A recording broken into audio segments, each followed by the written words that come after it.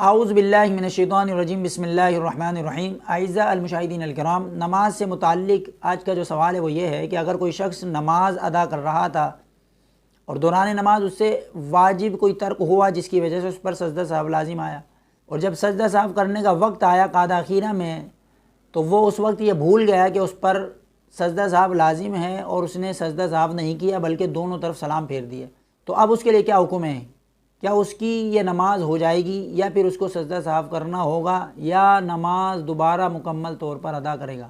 تو اس سوال کے جواب میں علماء کرام فرماتے ہیں کہ اگر کسی سے واجب کے ترک ہو جانے یا تاخیر ہو جانے کی وجہ سے سجدہ سہو لازم ہو گیا تھا اور اس نے بھول کر دونوں طرف سلام پھیر لیے ہیں، تو اب اس کے لیے ایک اختیار باقی ہے۔ اگر اس نے منافی نماز کوئی عمل نہیں کیا ہے، مثلا اٹھ کر چلے جانا یا قبلے سے سینے کا پھر جانا یا کسی سے بات چیت کر لینا یا کھانا یا پینا کچھ کر لینا، یہ سارے اعمال جو ہیں نماز کے منافی ہیں، ان سے نماز ٹوٹ جاتی ہے۔ تو اگر اس نے ایسا کوئی عمل کر لیا ہے دونوں طرف سلام پھیر لینے کے بعد، ان میں سے کوئی ایک عمل کر لیا ہے،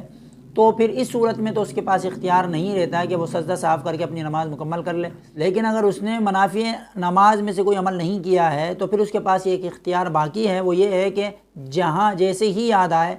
فوراً وہ سجدہ سہو کرے، اور سجدہ سہو کرنے کے بعد التحیات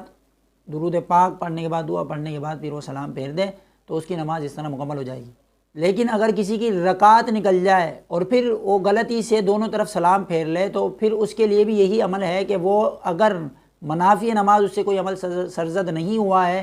تو اس صورت میں وہ اپنی بقیہ رکعت کو مکمل کر کے آخر میں سجدہ سہو کرے اور اپنی نماز کو مکمل کر لے۔ تو اللہ تبارک و تعالی سے دعا ہے کہ اللہ تبارک و تعالی ہمیں احکام شرع سمجھنے اور اس پر عمل کرنے کی توفیق عطا فرمائے۔ وما علینا الا البلاغ المبین۔